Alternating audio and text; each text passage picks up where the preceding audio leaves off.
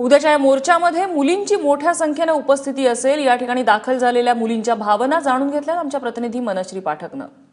तू मला सांग की कुठनं तू आलेली आहेस आणि आता काय उद्या काय तुझा रोल असणार आहे आणि कशा प्रकारे तुझी तयारी झाली आहे?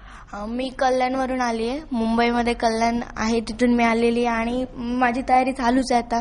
मग उद्या आमचं तिथे स्टेजवर काही भाषण वगैरे काहीतरी असणार आहे, त्यामुळे। बरं, मला एक सांग की कितवीत शिकतेस तू आणि आता जे सगळं वातावरण आहे त्या बाबतीत काय वाटतंय तुला? उद्या एवढा मोठा मोर्चा निघणार, अनेक लाखो लोक तिथे येणार, त्याविषयी काय वाटतंय?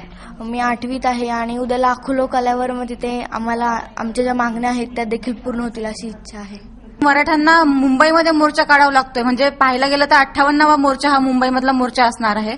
परंतु मुंबईपर्यंत येण्याची खरं तर वेळच यायला नव्हती पाहिजे, कारण की ज्या मागण्या मराठा समाज मागत आहे त्या त्यांच्या हक्काच्या मागण्या आहेत। म्हणजे संविधानाशिवाय किंवा न्याय प्रक्रियेचा विचार न करता कोणतीही मागणी मराठ्यांनी समोर ठेवलेली नाहीये। आम्ही वारंवार हीच मागणी करतोय की माझी जी कोपर्डीची बहीण आहे तिला अजूनही न्याय मिळालेला नाही आहे। 1 वर्ष उलटून गेलं। मी मागे नागपूरमध्ये जो राज्यव्यापी मोर्चा झाला तेव्हा मुख्यमंत्र्यांसोबत बोलली होती, तेव्हा ते म्हणाले की फास्ट ट्रॅक कोर्टमध्ये आम्ही तो खटला चालवू आणि जलद गतीने त्याचं लवकरात लवकर त्या घटनेचं म्हणजे त्या निकाल देऊ आम्ही त्या केसचा। पण 1 वर्ष झाल्यानंतरही अजूनही माझ्या बहिणीला न्याय नाही मिळाला आहे। मी शेवटचं आता फक्त म्हणजे सरकारला म्हणताय, प्रेमाने मागताय की माझ्या बहिणीला न्याय मिळाला पाहिजे।